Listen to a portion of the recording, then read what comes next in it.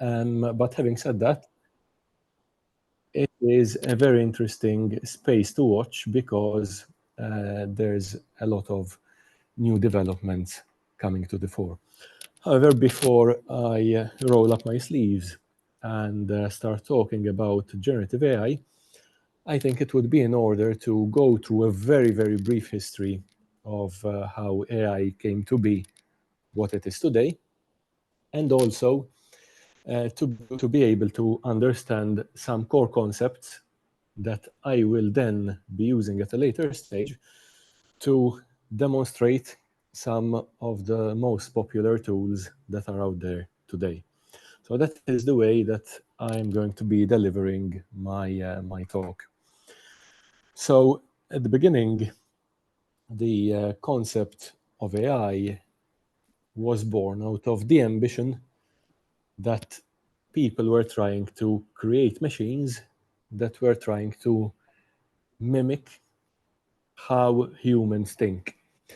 Now, since the Industrial Revolution, a lot of machines came to the fore that basically did a lot of work that human beings used to do.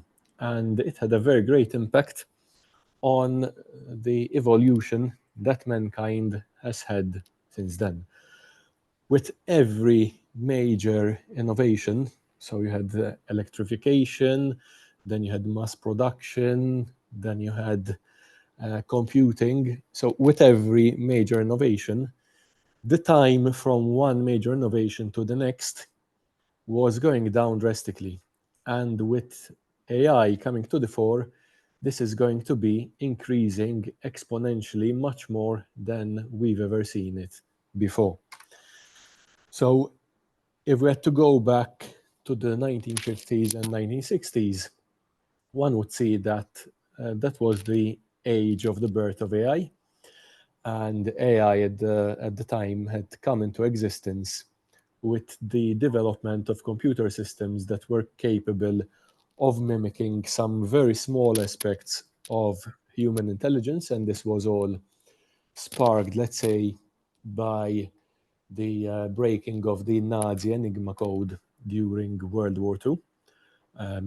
Obviously, for those of you who have watched the film, they will know that there was Alan Turing behind the breaking of the Enigma code, and what he had to do was to build a big machine that was able to decrypt through a brute force attack the Enigma encryption system used by the by the Nazis, and that gave a number of people post-war the idea of being able to replicate that success to try to take small snippets of human thinking and to try to mimic them through machines.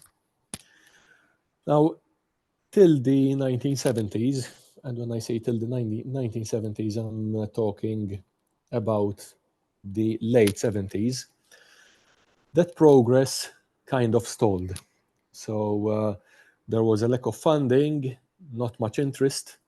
Obviously, computing power in the late 70s was still very much lacking. So what you can do today with a smartphone, you couldn't do back then with a machine that used to take a whole building. So in the 1970s, we've seen a very big slowdown of artificial intelligence. Then in the 1980s, there was a revival of interest in artificial intelligence. And that was basically spurred because computers and miniaturization of computers came about. We had IBM PCs, for example, and we had all sorts of IBM-compatible PCs coming to the fore. So basically, that sort of miniaturization and the declining costs of computing power resulted in a revival of the interest in AI. And then in the 1990s, AI started booming again. So there were some major advancements that had been made during the late 80s in recommender systems and expert systems as well, that were being capitalized on by various big companies that had started, and research institutions as well, that had started looking into AI once again. Then, in the early and late 2000s, AI started progressing to a degree that made it faster. And we were looking at enabling technologies that made AI evolve in the way in which we know today.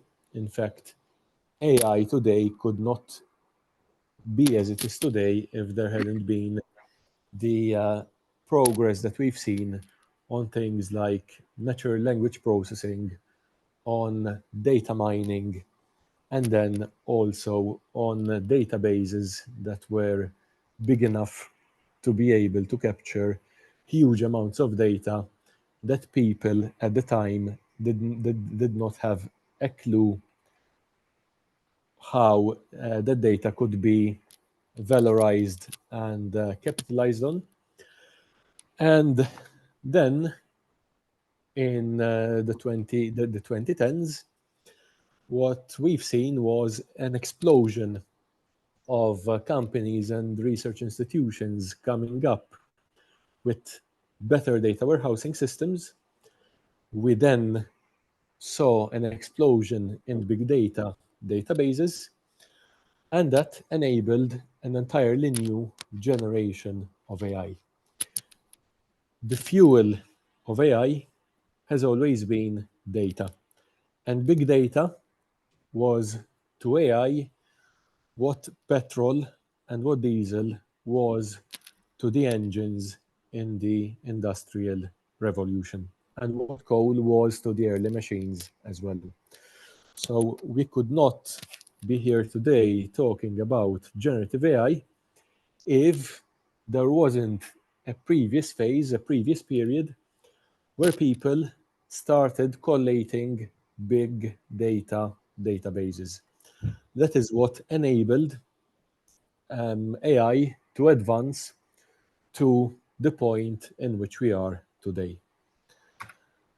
And today, we have a number of key technologies like machine learning, neural networks, and also robotics, which is blending in very nicely with AI, generative and non-generative as well, which has allowed us to implement and to deploy technologies that up to 10, 15 years ago were still pretty much inconceivable and were only in the realm of science fiction.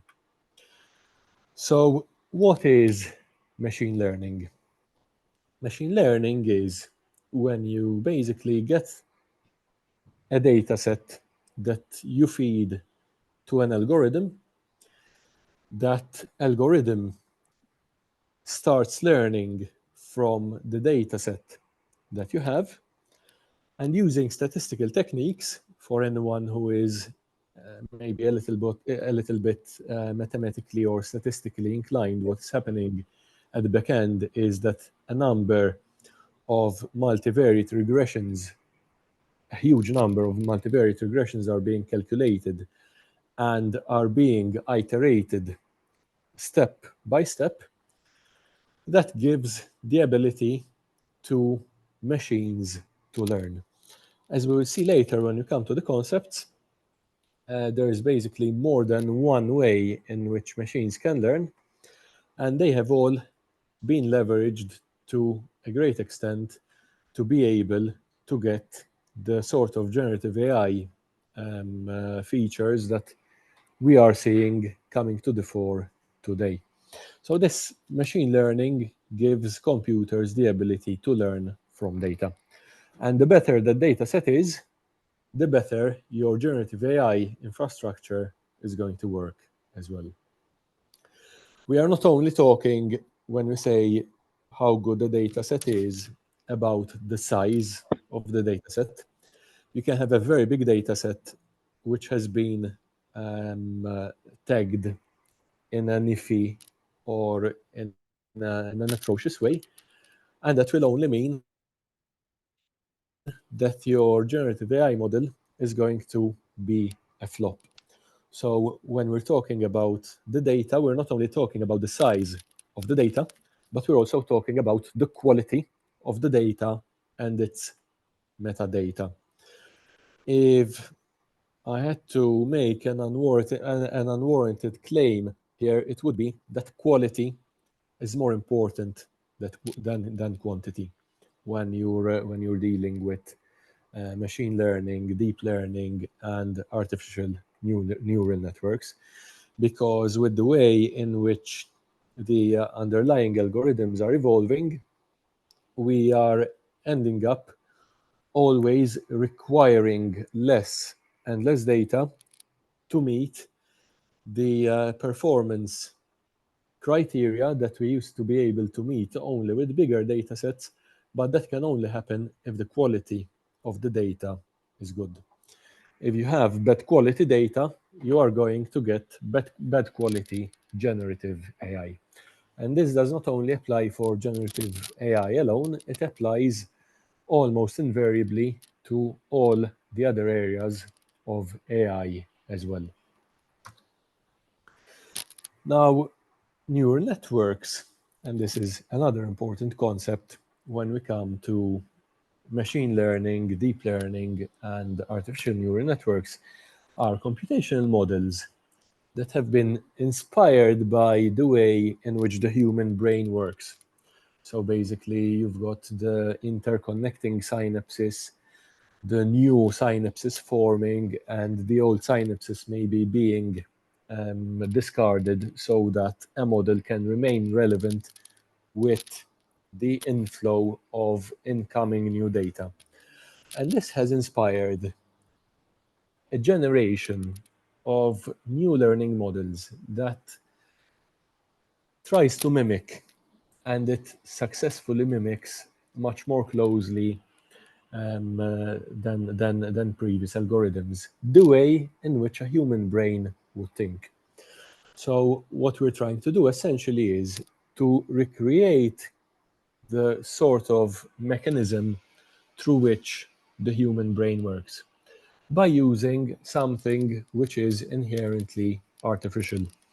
So what we're doing is some sort of mimicry. We have not yet come to that stage where we can say we can perfectly emulate a human brain. But I think that with the advent of quantum computing and the continuous improvement in the algorithms that power artificial neural networks, in 5 years to a decade, will pretty much be there. So quantum computing can be the next big breakthrough in artificial intelligence, particularly in generative AI. Another important issue, now this was dealt with between 2006 and 2012, 2013 mostly, was NLP, which stands for Natural Language Processing. And through natural language processing, what's happening is that AI systems are able to understand. Now, when I say understand, I don't mean understand in the same way that a human being would understand. What I mean is that the algorithms have got enough data behind them to be able to mimic an understanding. So instead of understand, maybe we can call it pseudo understand. So with natural language processing, AI systems can pseudo understand, and they can interpret and also generate human language. And the irony behind the big breakthroughs in NLP is that recently, with the likes of GPT-4, ChatGPT, which is powered by GPT 3.5 or GPT-4, and other LLMs, large language models, we've seen AI writing in better English than in most humans. So that is the irony, a very big irony for an algorithm that does not understand but can mimic understanding language, and that it can produce language which is much polished than about 80% of human beings can actually produce. Now, most of these advances have been made in the English language because there was the UK and the USA which were at the forefront of these technologies, and therefore NLP works better with, let's say, the English language and the Chinese language as well than it does with more marginal languages like Maltese.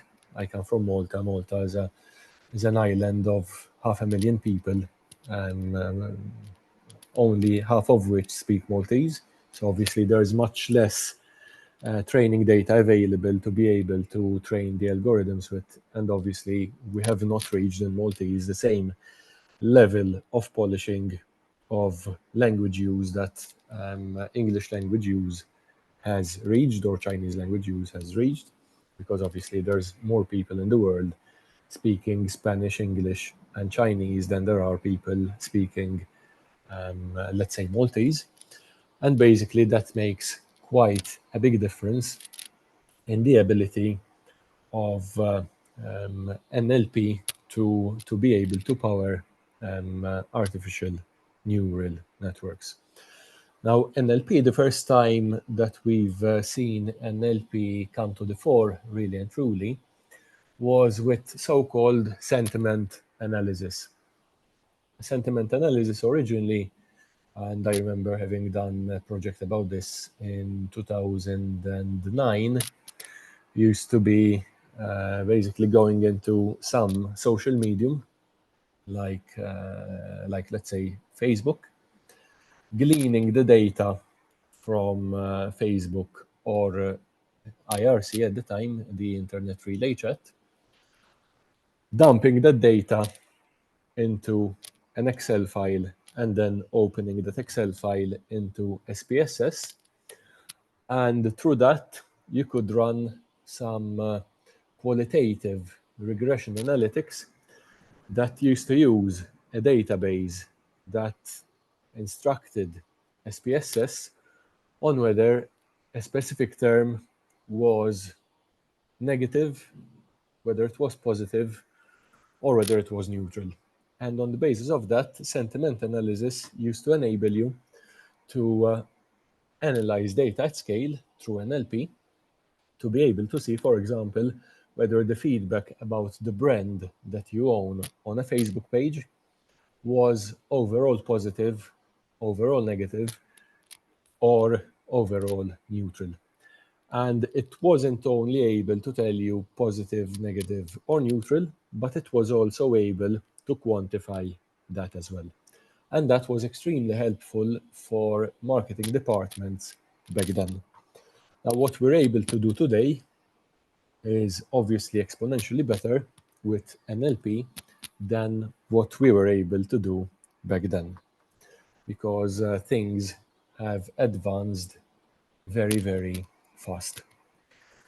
Now, all of this brings in or brings up a number of issues. So we have the biggest issues revolving around the usage of AI today basically relates to ethical issues. And there are a number of them, quite a few actually, and out of those I've only mentioned the maybe most obvious in the slide. You've got ethical issues that relate to privacy and the fundamental human right to privacy and to be able to maintain privacy. And we have big problems with AI when it comes to privacy. Basically, once you're dealing with an AI system that is then going to be able to generate other things, once the AI system has learned even from private data, it is extremely difficult, if not impossible, to make that AI system unlearn what it has learned previously. So you have issues with even GDPR, for example, the EU data privacy laws. And we have issues with this because most of the generative AI mechanisms that we use today are black boxes. So we're using either Python or one of the dialects of Python. We're using TensorFlow, or we are using, for example, Keras to construct these sort of generative AI mechanisms. And once you throw data into a database from which an AI system is learning, it is close to impossible, even for an individual who's had his or her data scooped up, let's say from a social medium, from Facebook or from Twitter, to be able to exercise his or her right to be forgotten. In GDPR, one of the most basic tenets of GDPR is that you have to be consenting when your data is not being used for the purposes on the basis of which it has been provided or it has been placed on a social medium, and that is mostly missing in most of the big large language models that are privately owned today.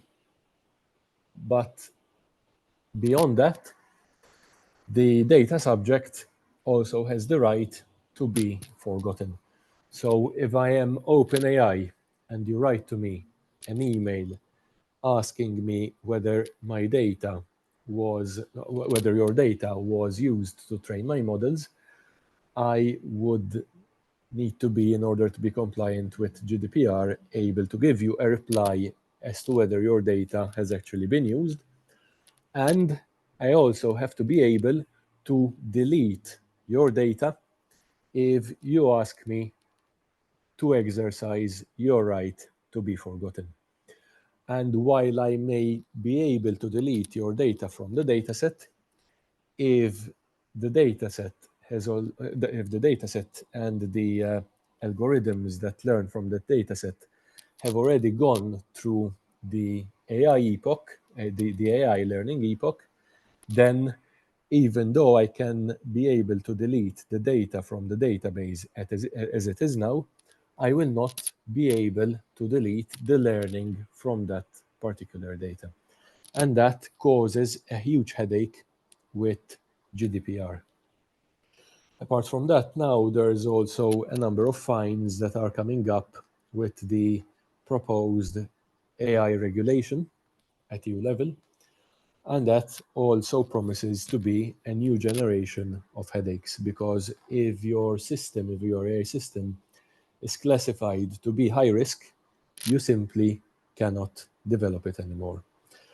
And for people developing AI, both generative AI and also all the other types of AI as well, most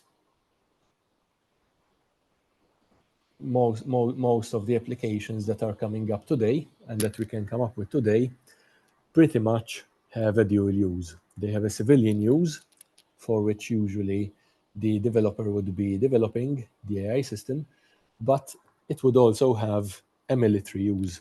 So that raises a number of concerns, not only at ethical level, but also at regulatory level as well. So that's pretty much it when it comes to GDPR, the new AI regulation, and so on and so forth. There's also other ethical considerations to keep in mind. One of them is bias. What does bias mean? Bias means that if my generative AI system is an image generative AI and I'm asking it to produce an image of a professional, and it's coming up with an image that resembles me and not someone, for example, like Zion or from any one of the other ethnicities, that means that the data set is statistically biased towards having images which portray Caucasian people as professionals, and therefore when you try to use generative AI to come up with images of professionals, it will not be able to give you an image of someone who is from a different race, for example, of someone who is African, unless you are able to specify that you want the image to be of an African man or an African woman who is also a professional. If I ask for a professional or an image of a professional for 400 times, and out of those 400 times, I got 380 images that are of Caucasians, you can rest assured that the generative AI model is biased. And the bias can be introduced either at the dataset level or at the tagging level. So you might have a perfectly balanced dataset, but the people, because this is done through humans, tagging the dataset have not tagged the dataset properly, or else you can have also algorithmic bias. So you have the dataset that is representative, you have the tags that have been done well, but then the algorithms themselves are biased. And therefore you can have a bias at any one of these stages. And that makes it a particularly tricky question, especially if you are then using artificial intelligence, for example, not for generative purposes, but you're using the same data that you're using for generative AI to be able to take recruitment decisions. So this raises big ethical headaches. And then there's also the ethical issue of what happens with job replacement. Job replacement is also a cause of anxiety. If you had to run a survey 2-3 years ago, most people did not even realize that AI was so close to making such an impact on their job. And nowadays, everyone who works in the creative industries, for example, even those who work in offices as office workers, they have come to realize that AI is actually coming for their job. So everyone is afraid that in a couple of years they will be pretty much out of a job. And the ethical aspect of AI ethics asks what is happening and what's going to happen with job replacement. I will come to this again later after I've taken a deep dive into the generative aspects of AI using the actual tools. So if we had to explore the potential future developments in AI, and this would include the opportunities and challenges, I think they all come from 3 basic tenets. The first one, the first tenet, is the ability to recognize patterns. Okay, and AI is becoming so good at recognizing patterns that it can beat a human at any time. So whether we look at medical imaging or we look even at DNA proteins, AI can beat us with the technology as it is today anytime. Practical example from the medical field is looking at MRI scans. So we're looking at magnetic resonance imaging. They've done various studies about this. Doctors, human doctors, can get cancer diagnosis from MRI images right 85% of the time. AI can get it right over 95% of the time. So that's a big improvement in cancer detection and also in the ability to start treating cancer at the early stages. If we look at other pattern recognition systems, we can also look at the same system being applied to a military technology, for example. So you'd have a satellite feed being fed into an AI, and the AI can recognize what it is seeing much better than a human being. So if it's looking at soldiers running from one place to another, it will know how many soldiers are there, what sort of equipment they have, and it can then initiate a call for a missile to be sent there. And that, again, is a big ethical question in AI. So there is the militarization possibility in AI that poses big ethical questions. And if we look also at the other tenets of the future of AI, the other two, in my view, would be how problems are solved. So today we're looking at generative AI that is able to build other AI systems, and that again raises big ethical questions because it kind of puts the human being and the human element out of the equation and makes AI more autonomous, and that is an extremely, or could be an extremely dangerous thing. And then there is also the other tenet of decision making. And when we talk about decision making, we are talking about a broad range of decision making. We've got decision making at the office. So if we're doing a performance appraisal of an employee, who deserves a good appraisal rating and who deserves maybe a less good approval rating. We're looking at autonomous decisions based on Internet of Things data. So you'd have sensors all over, let's say, a factory. Those sensors are collecting data, and the AI is making decisions on the basis of the sensors or the data that those sensors are collecting. And we are also looking at generative AI itself, where, for example, you can have decision making based on inputs of social media data that can allow chatbots to be able to generate text, making decisions on the fly on how to resolve an issue on the basis of past data about how that issue has been resolved. So we are at a very critical and very interesting juncture in the AI space, not only generative, but all of AI. And what is going to come next is going to be extremely interesting, but also extremely scary.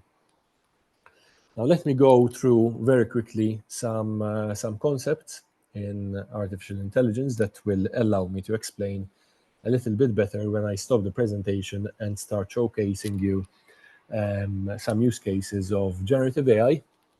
What's the difference between narrow AI and general AI?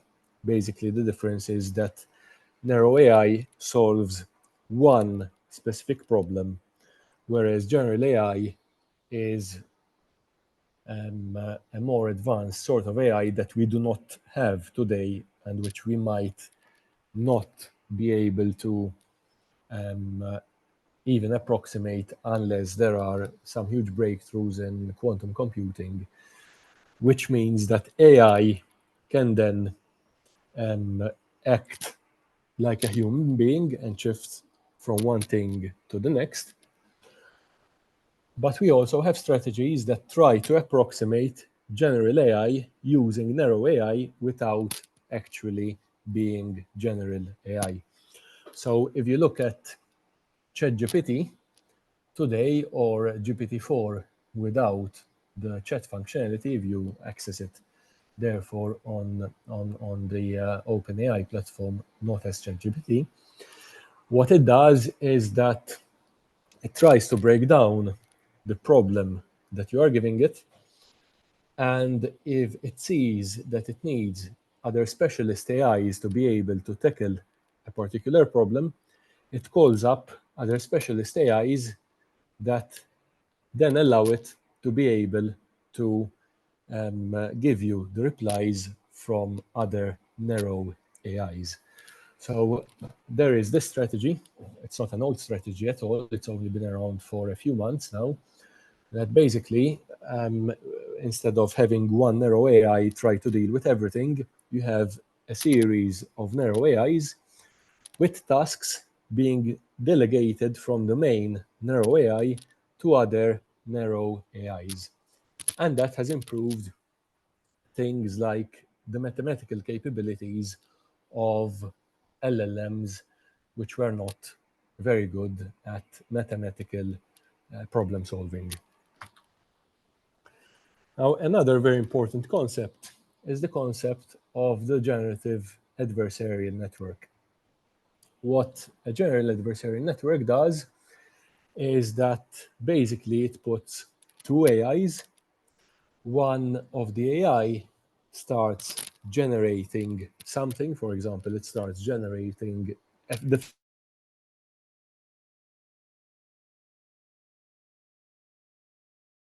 with telling the first AI, no, this is not good because this looks fake because, for example, the nose is not well aligned. So then it sends the response to the first AI, who adjusts that image by adjusting the nose. It goes back to the second AI, and the second AI says, yes, this is fine, but the ears are not good yet. So it goes back to the first AI. The first AI adjusts the ears. It goes back to the second AI, and it keeps iterating until the second AI says, yes, this could be a human being. And in that case, after that sort of iterative process, which happens in milliseconds, then comes up with the face of a human being. So that's how general adversarial networks work.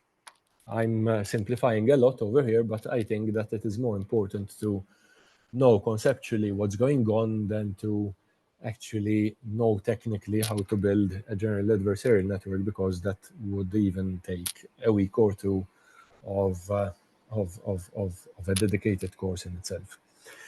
So having dealt with generative adversarial networks, the next concept that I want to elaborate on is what we call a style generative adversarial network.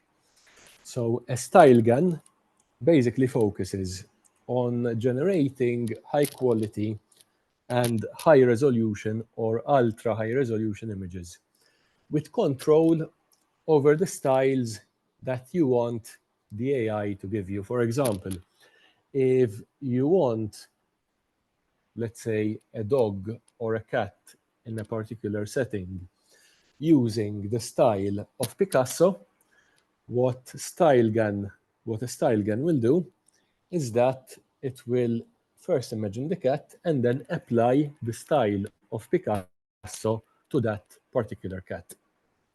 Or else it can, depending on what style gun you are using, it can imagine the cat directly in the style of Picasso himself. So the steps will differ between the sort of style gun that you're using. For example, DALL-E 2 and DALL-E 3 work differently from Midjourney at the stepwise process, but they pretty much do what the others do. And then there's also the concept of conditional generative adversarial network, called also CGEN. And CGEN generates data based on specific conditions or specific labels. Now, one application of this, of CGEN, is when you are creating images of a specific type of clothing. Now, what you need to keep in mind and this is extremely important, especially when dealing with large language models, is that AI models do hallucinate, and because they usually write in quite an authoritative way, those hallucinations can fool you into thinking that they are giving you the right sort of data. And it's important, not only important, extremely important, that whatever you're asking an LLM to provide you with, you have the expertise, or you have a colleague or someone who you know with the expertise to be able to double check what the LLM is giving you as an output, because it can make you look like a real fool. And there was recently, for example, a lawyer, quite a hotshot lawyer actually, in the United States, who used ChatGPT 3.5 to build a case. And all the case law that ChatGPT came up with were hallucinations. So he got a really bad telling off from the judge, and he lost a lot of credibility across the board. So it's extremely important when you're dealing with important outputs that you have the special expertise, the subject matter expertise, to be able to basically judge whatever the LLM is giving you, because it does tend to hallucinate from time to time. And while the reasons for hallucinations are not yet fully known, what we suspect is happening is that with the neural nets that the algorithms build, one link leads to another, which is not what you are asking for in the first place.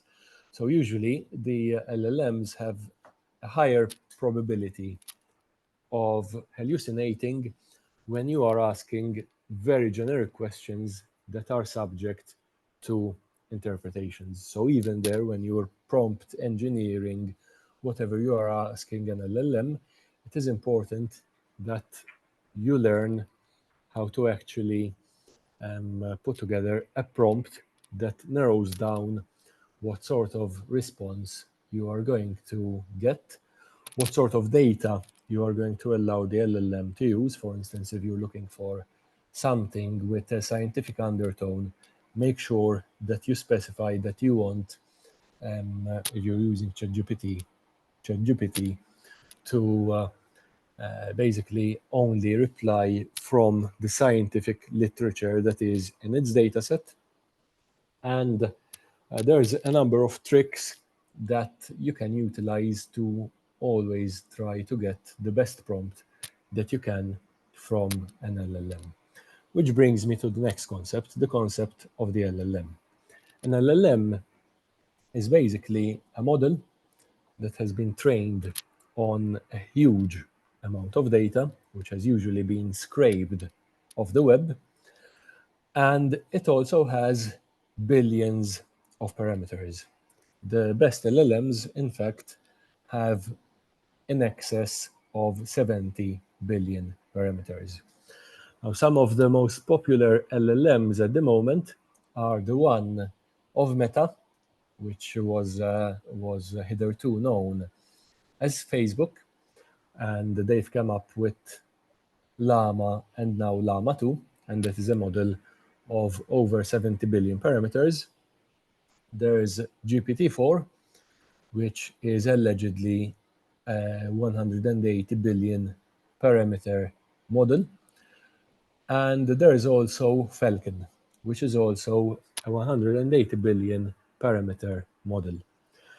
And the size of these models, but also the sort of learning mechanism that you put into these models and how they've been trained, usually correlate quite well with the quality of the outputs that you are going to get from these models.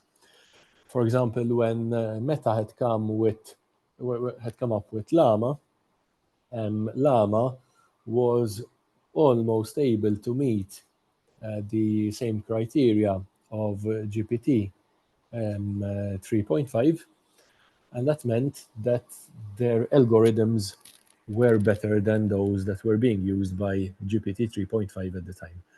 Then came GPT-4, and GPT-4 trounced pretty much everything else. So GPT-4 today remains pretty much the best LLM that you've got available.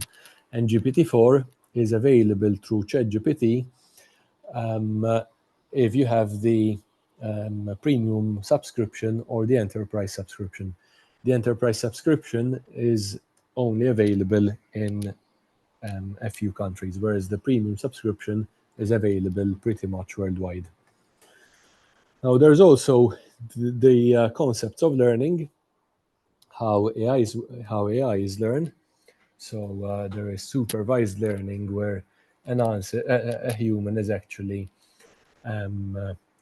supervising how an AI learns, and unsupervised learning, when AIs are left to learn on their own and they're provided with objectives that they need to meet, and that they eventually meet through trial and error and through recursive iterations.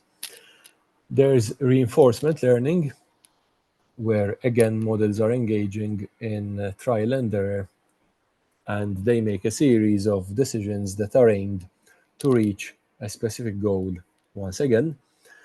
And then there is what we call semi-supervised learning as well, where there's a combination of labeled and unlabeled data. And this happens when the data set is too big to get humans to label all the data. And in that case, it's better to have some labeled data than all of the data being non-labeled. And on the basis of that, then there is a hybrid algorithm with which the AI engine can learn. This we've pretty much covered already, so I'm going to skip because I'm getting a bit tight for time. And basically, when we're talking about LLMs, a prompt is the text that you are feeding the LLM to be able to give you a reply. Chain prompting is when you give it a prompt and then you give it another prompt that feeds in the previous prompt.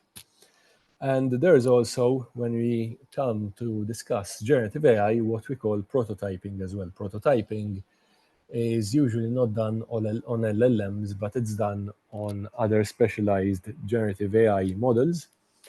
And it can help you, for example, prototype a new civil architecture or a new engineering design at a fraction of the cost that it would have cost you to allocate a civil engineer or a designer to design your product. So I'm going to skip this part, and then the next part I'm going to go into a little bit of a practical illustration of some of the most important AI tools that we have today. So I'm going to stop sharing my screen over here so that I stop sharing the PowerPoint presentation, and I'm going to be sharing my entire screen. So in order to be able to do that, I need to find. So I need to share the entire screen. Okay, I have a bit of an issue here with Zoom, so I'm going to try. Apologies for that.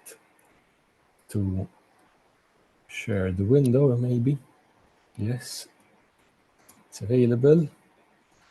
Can you confirm that you are seeing my screen? We are now on AlphaFold, please.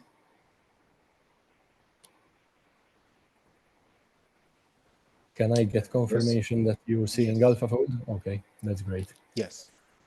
Okay, so basically AlphaFold is one of the generative AI let's say, models that there are out there that works really great with protein structures. It has been developed by DeepMind, where there's also Google involved, and basically it has pretty much the human genome, for example, mapped out over there. And they've got a lot of genetic information that can allow you to come up with feasible new genes that will then allow you to test a number of different genes if you have a genetic laboratory to see which ones are actually feasible and which ones are not. So whereas this previously would take a good 20 years to do, now you can already shortlist those that have a potential to work, just create those in the laboratory, and you can do 20 years work in about 3 months. So that's a practical example of what you can do with AlphaFold. Let's come to OpenAI now. This is not ChatGPT, but it's the same model that ChatGPT is based on. So you can have grammar correction, you can calculate time complexity. If you have Python code that you need to fix, there's a Python bug fixer as well. You can come up with interview questions if you're preparing for an interview. You have the spreadsheet creator, and so on and so forth. So this is all an example of generative AI. Now, what maybe most of you are actually more familiar with is ChatGPT, and ChatGPT is also making use of the same generative AI infrastructure. So basically, you can choose between GPT 3.5 and GPT-4, and even though it looks like quite a restrictive sort of interface, with GPT-4 you have a lot of plugins that you can use that can really enhance the functionality. So you can upload code and then ask the code, or you can upload a PDF through one of the plugins that are available, and then you can use the information that is available in that PDF to generate responses from GPT-4 through ChatGPT. Apart from that, there is also, for those of you who maybe are a little bit more familiar with Python and with coding, you can also have LangChain and vector databases. And what vector databases do is that actually they break down the text that you provide them with through LangChain or through one of the vector databases that you can use either for free or through a paid subscription, to be able to identify the tokens in your document, and then to be able to calculate the probabilities and therefore the vectors of the words or the tokens in your documents. Basically, GPT-4 works in a way where it has been fed with a huge volume of data and a huge number of parameters, and basically from a prompt it will take those tokens and it will see what the natural reply is going to be. So it is generated word by word on a probabilistic sort of basis. Then we've got DALL-E, and DALL-E can generate images. This is also provided by OpenAI. Let me see whether it logs me in, because earlier on they had some problems. Let's see whether it's going to work now. Yes, it looks like it can work. So with DALL-E, you can give DALL-E a prompt, and it will give you whatever you are trying to explain in the prompt. So let's say I need photo of a cat that is on the beach. Obviously, over here, the more specific you can be, the better that image is going to be. So if I want a specific type of cat, for instance, a Persian cat, or if I have a specific beach in mind, let's say a sandy beach, it will help the generative AI come up with an image that is more closely aligned with what I need. I just click on generate, wait for DALL-E to do its magic, and then it's going to give me the images that it comes up with. Now, DALL-E is still far from being perfect, and in fact, there is DALL-E 3, which is already in the pipeline, and it's going to be released from beta version to full version in the coming months. And I don't expect it to take months actually, but weeks. So it's going to become much better. But if there is anyone of you who is present today and you want better images to be generated, you can go for, let's say, you can go for Midjourney, and in Midjourney, through prompts that you feed it from Discord, you can create images in pretty much this fashion that I've showed you now. And there is also Stable Diffusion. Stable Diffusion is also very good. And on Stable Diffusion, you are able to also generate images free of charge. Now, for vector databases, so if you want to be able to feed your own, let's say, corporate data to ChatGPT or to GPT-4, the way to do it is either through EV8 if you want to do it in a simple way, or through Pinecone, which are both very, very, very good vector databases. Or if not, you would have to code through some Python script using LangChain and using Elasticsearch, a connector that you can then utilize to be able to work with OpenAI, either on Playground, which I've shown you first, or on ChatGPT, which I've shown you second. There's also a very good text-to-speech generative AI from Google. This is free to use, but if you want to integrate it in a website, you need to have a corporate account. So let's say we want to listen to the text that I'm writing on the Google Cloud Text-to-Speech playground. I'm going to press speak it. I'm going to tell him that I'm not a robot, and it's being spoken in a USA sort of accent. If I want to change that to a Great Britain accent, I can do so as well, and I've got different voices that I can play with.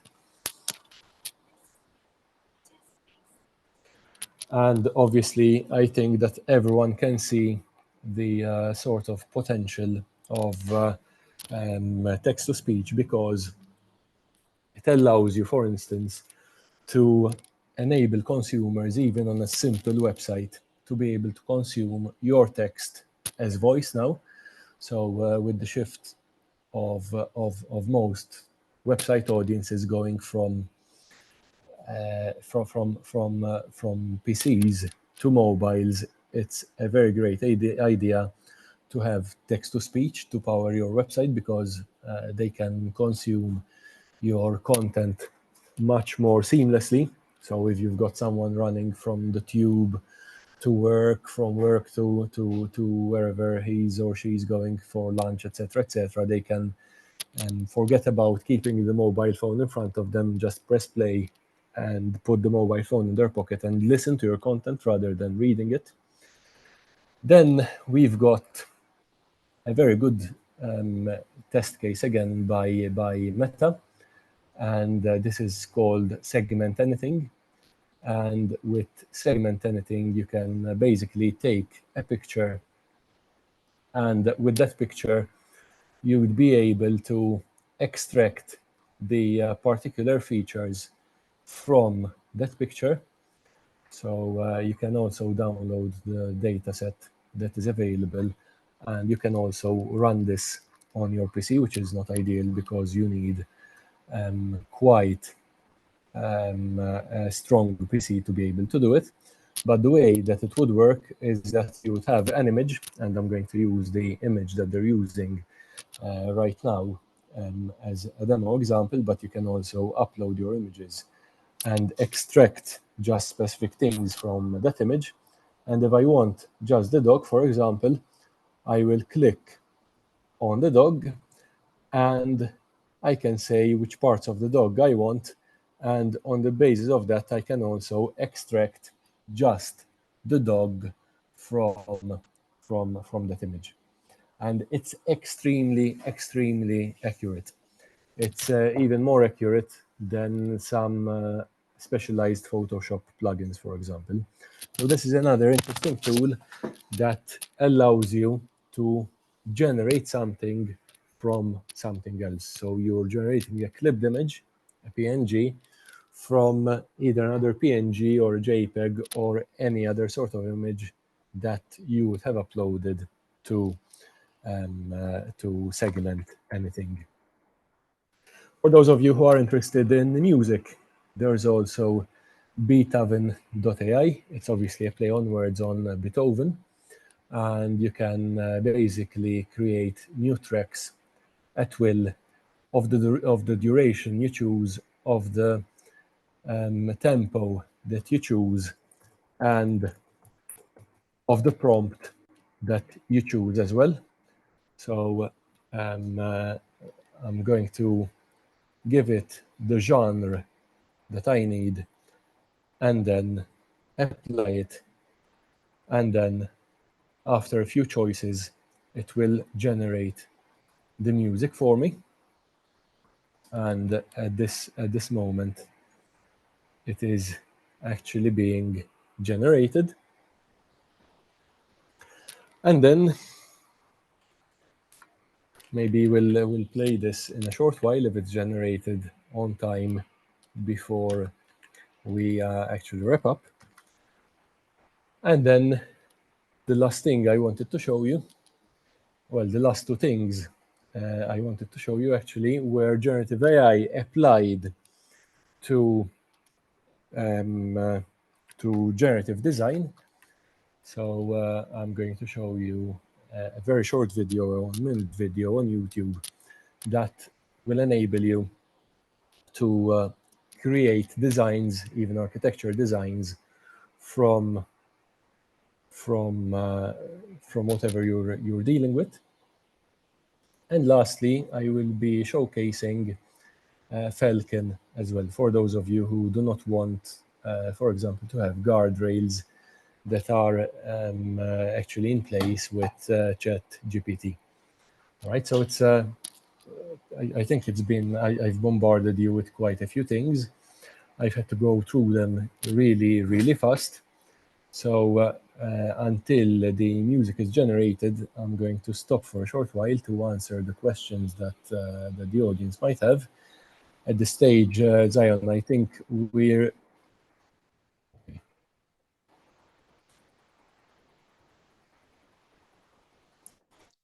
Okay, so that's a preview. That's a preview of the music that has been generated. Okay, I think I'm going to go to the questions next, and then I will showcase, after having answered a selected number of questions, which I leave to Zion to decide on. I will then showcase the generative design from Autodesk and the Falcon LLM as well. So Zion, I'm going to leave the floor to you to choose the questions that you were going to deal with. As soon as I have the question, I will be answering. Okay. Thank you, Bernard. If this were And a you. physical event, I would have said we should clap, but we can't be clapping on a remote on a remote call. So thank you very much. It's generative AI is very wide. It's apparently the reason why maybe 40 minutes wouldn't have been enough. I'll just go straight to the question. We won't be able to have the break. The first Sorry about question I that. have here was yes. Go on. Okay, the first question I have was from Ran, and he said the timeline, and I think he was referring to when you started with the history of AI, and he said it's the one we have lived through, and then we've had the benefit of having gone on the journey of AI evolution. And then he said the pace is rapid now. So for the younger generation entering the higher education, um, or the workforce in the next few years. He said, what is your advice? And if I can just quickly add to it, because it's one aspect that I think is very important for many people. If I can add to that question, we know for those who probably learning data science and the rest, maybe there's a career ahead of them, working for any of these LLM companies. But what about you mentioned under the ethical part that some people are going to lose their jobs or have the fear of losing their jobs. So imagine my question with Rand's question. For non-technical people, what is it just to say, oh, you're going to lose your job? What's the way out? How can they also be functional or be useful or add value, in the new phase or the new wave of AI dependent environment or market or business or economy that we are going into? Okay, I think this is it's a very good question, and it's the question that is on every policymaker's mind at the moment. It has happened a lot in the past. I mean, when you had the Luddite movement in the UK, they were basically against machines because they thought that they would be losing their jobs as well. And this was the 1800s, you know. So with every big wave of innovation comes a big wave of resistance. But I believe that more than trying to resist a technology that is now out of the box, it's much better to embrace it, accept the fact that this is going to be a technology that's here to stay, and instead of thinking, oh my God, this is going to take my job away, you should be thinking more on the lines of this can be great because it can make my job much easier to do. I can do my job instead of in a day, in half an hour, and I can therefore charge less, earn more, produce more, and at the end of the day, make more money in the day. So if what used to take you one day before is now taking you half an hour and you're charging for an hour, you're already pretty much better off because you're making more money yourself. So I think that the firmament is the way one thinks about these technologies is extremely important here. And I think that it's useless resisting such a useful technology when you can embrace it and you can make the most of it yourself. Now, is it going to require retraining? Definitely. I mean, even though the tools that I've shown you and plenty of others that are coming to the fore right now are quite easy to use very productively, yes, you're going to have a learning curve. It's normal. And you might need some formal retraining as well to be able to make the best use of those tools as well. But obviously, unless you manage to go through that retraining, you are not going to be able to capitalize on what generative AI is able to offer you today. Apart from that, it's also very important to note that when you're dealing with AI in general, but with generative AI in particular, the, let's say, kryptonite, or if we don't want to call it kryptonite, let's call it the biggest enemy of generative AI is generative AI itself. So from a number of studies that are coming to the fore right now over the past 3 months, we know that in order for AI models to keep improving, you need human-generated data. And that's irrespective of whether we're talking about image data, text data, and so on and so forth. And the LLMs that we have so far have scooped up so much of that human-generated data that it's going to reach a plateau very soon of where it can go from here. So human-generated data is going to be extremely important going forward to be able to improve these models beyond the improvements in the algorithms themselves. So if you want better data sets, if you want better algorithms, you obviously need to work on the algorithms themselves. But if you want better data sets, you not only have to have the high quality tagging of those data sets, but you also need more human generated content. As soon as you use synthetic data to train generative AI models, what's going to happen, and we've seen this happening, and therefore we could reproduce this sort of issue that the researchers have pointed out time and again over the past 3-4 months now. What we see is that after the fourth, sometimes the fifth epoch of retraining on synthetic data, the generative AI mechanisms that we have today start flopping. So if you're trying to generate a face, you'll get a face with a misplaced nose, you might get misplaced eyes, you might get something that has nothing to do with a face on the forehead. So it starts generating really bad images that are and look and feel really, really fake. So human-generated content is necessary going forward if we want to keep including the or if we want to keep improving the data sets.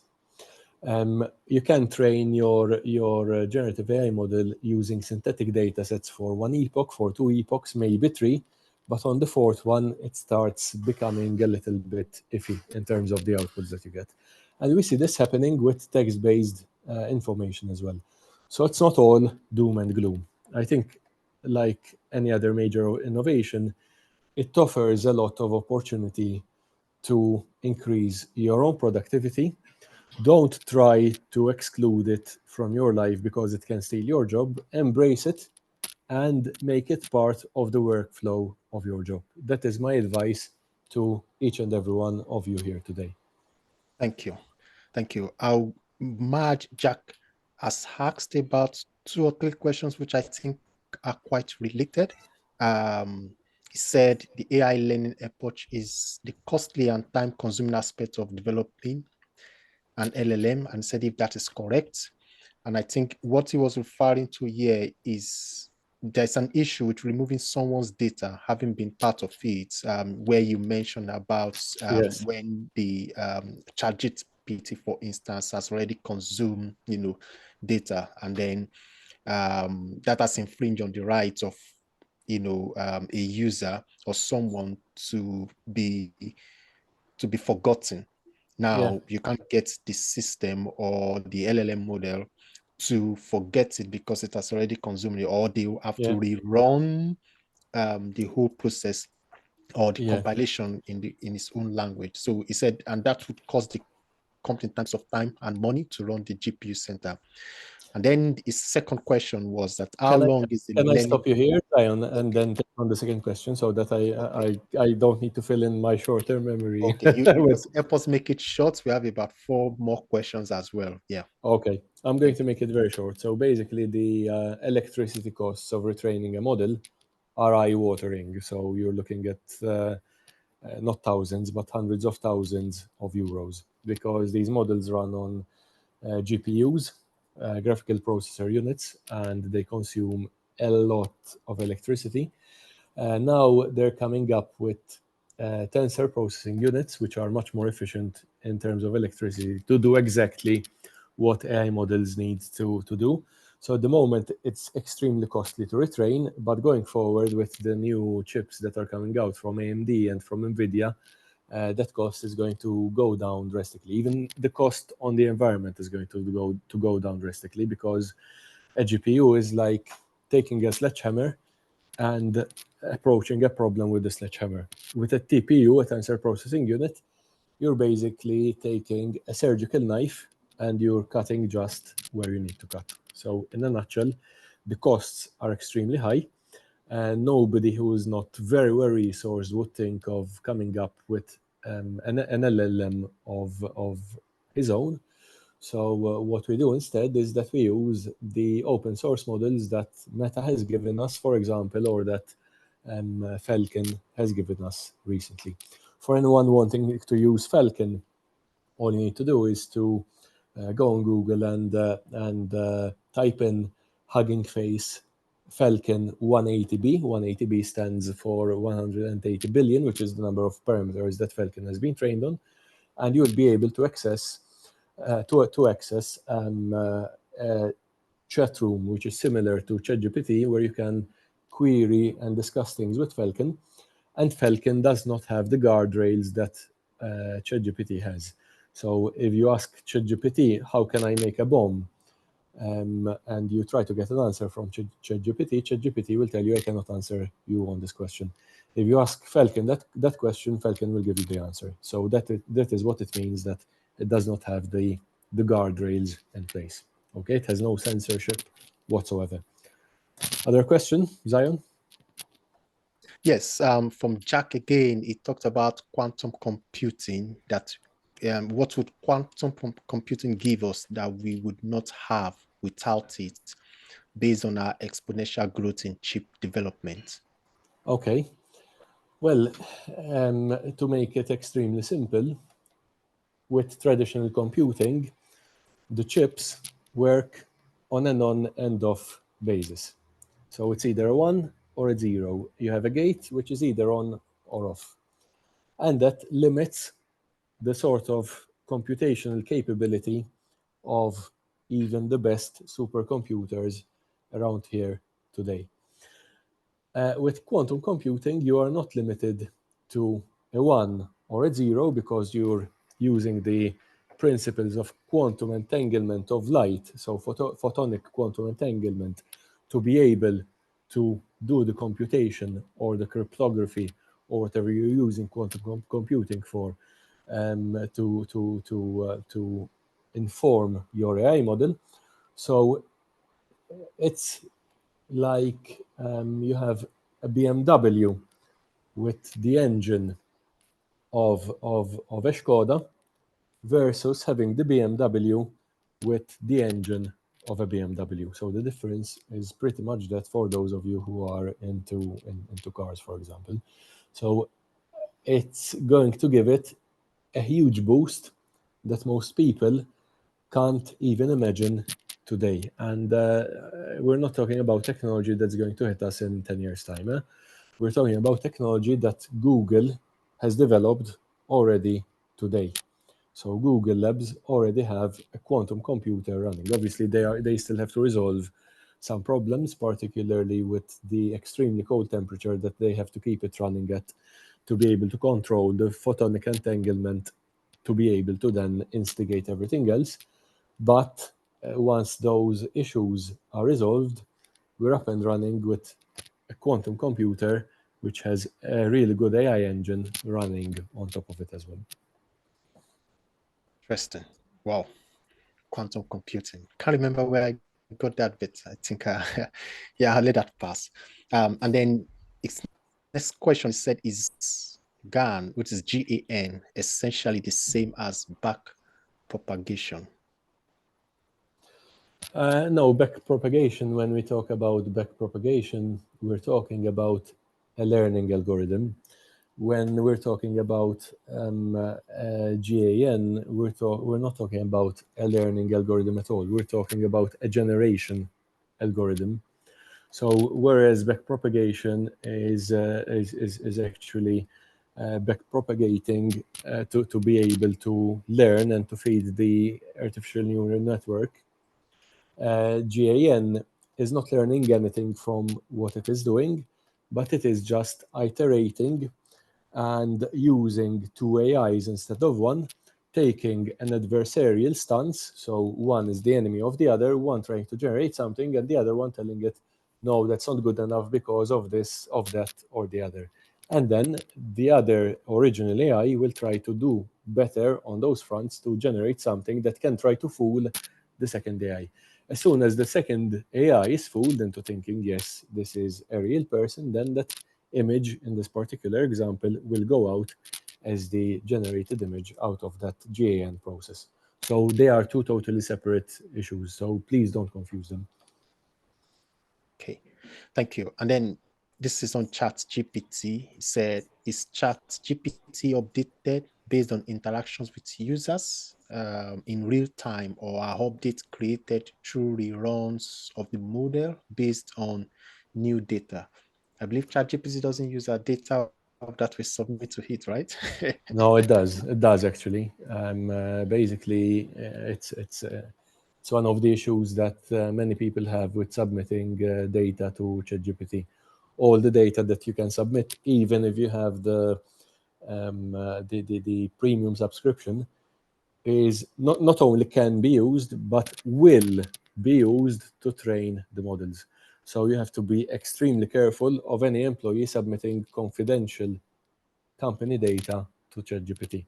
Because as I told you earlier, once that data has been used for the model to learn, then that, that, that learning cannot be unlearned at a later stage.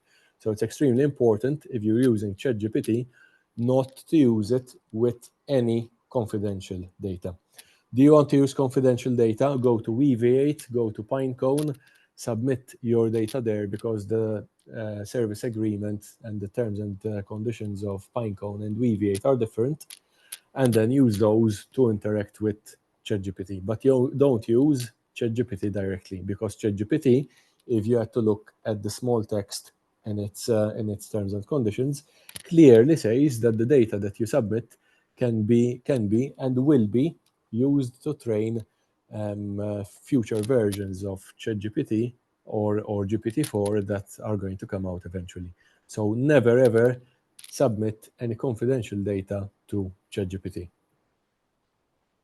I think this will be something we probably will discuss more on how organizations, because a lot of organizations are actually going to be making use of ChatGPT, but I think they will also want to be careful about, what their organization, what their users, their employees submit to it. So I think Indeed. the Pinecone and REST that and the vector database that you mentioned will probably come in very useful here, where maybe as an organization, their data will be with either with them or with a Pinecone, where they Yeah. have more control over its transmission to any third party Of or even course. to ChatGPT itself. And then OpenAI know this, and in okay, fact, the new enterprise version that they say that they will be rolling out specifically says that if you're on the enterprise package, that will not be the case. But whoa, at the moment, it's at least in my region, it's still not available. So with ChatGPT, anything you submit, it's going to be used for sure as part of the training data set of the next epoch of GPT-4. So be extremely careful with that. okay. Well, that's very good to note. Jack again is asking if the slides, your slides, if you would be willing to make them available. Yes, I'll send them to you, Zion, after we conclude this Okay. session, and you can share them as you deem fit.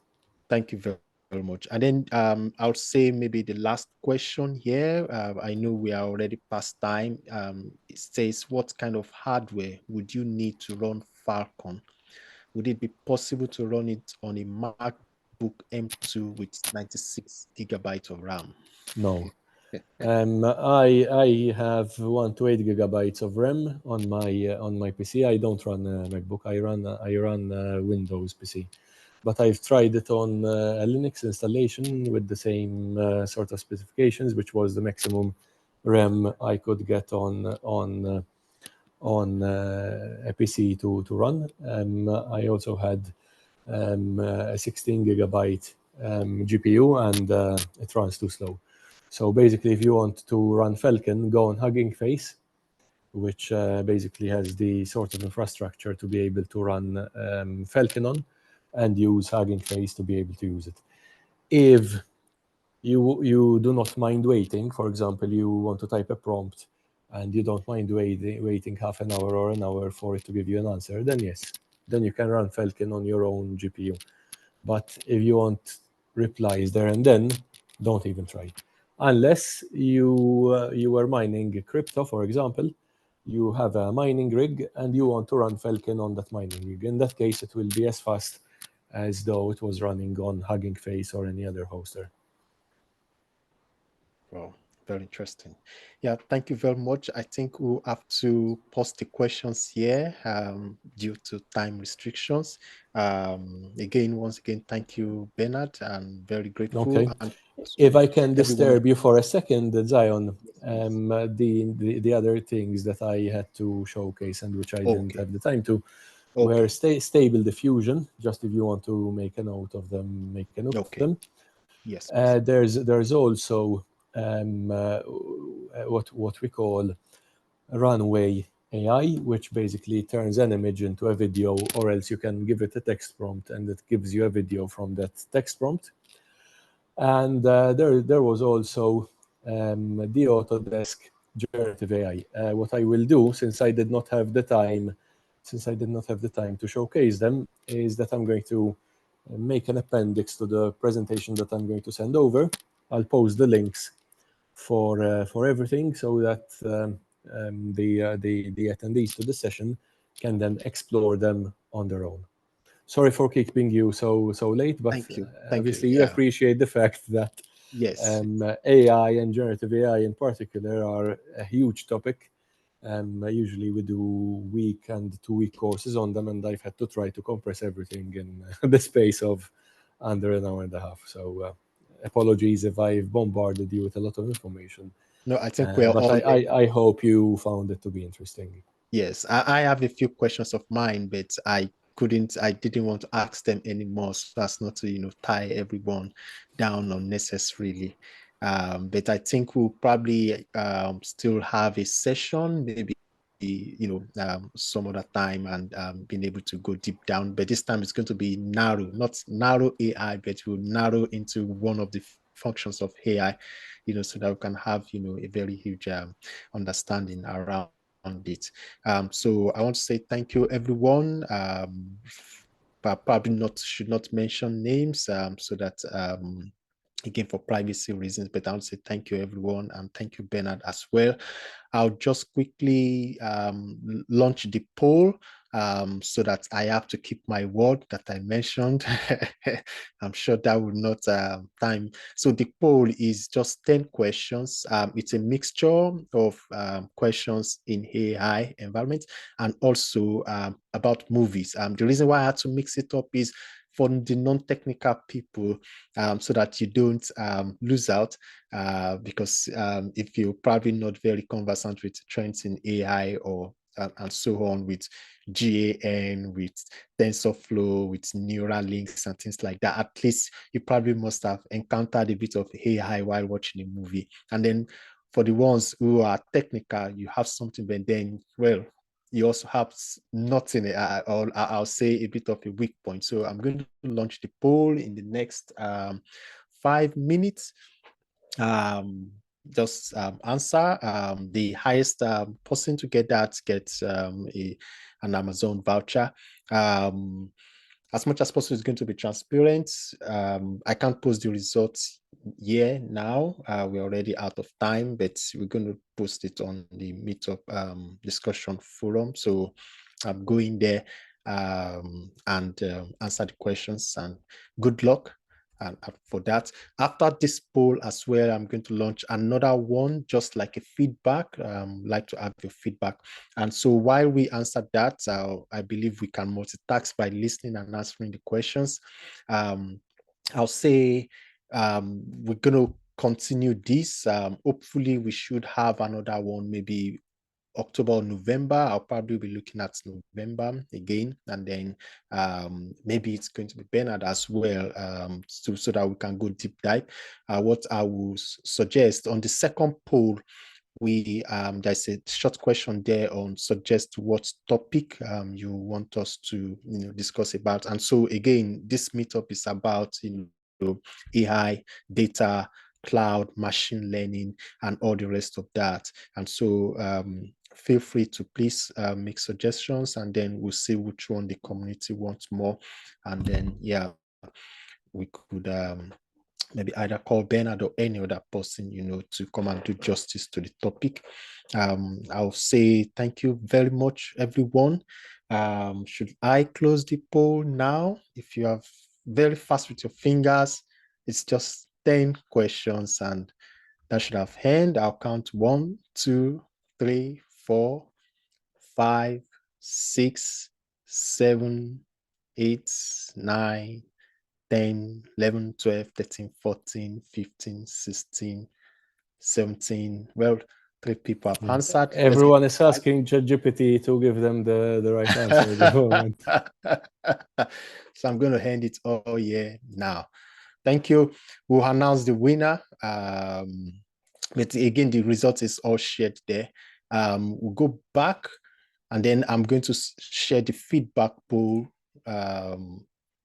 for us.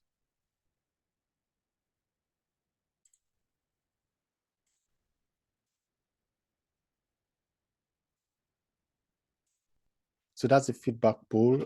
Let's just try and get our feedback on that. What's your improvement and any topic suggestion?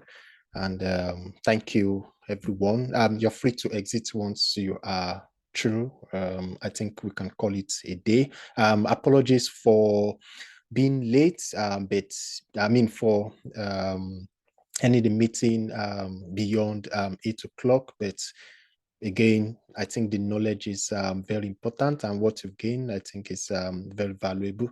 And again, once again, thank you, Bernard. Thank you, everyone, for coming. And have a nice, well, the day has ended. So have a nice night and a sleep. And thank you very much. Thank you very much for having me. Thanks, Zion. Thank you very much. Thank you both. Thank you all. Thanks.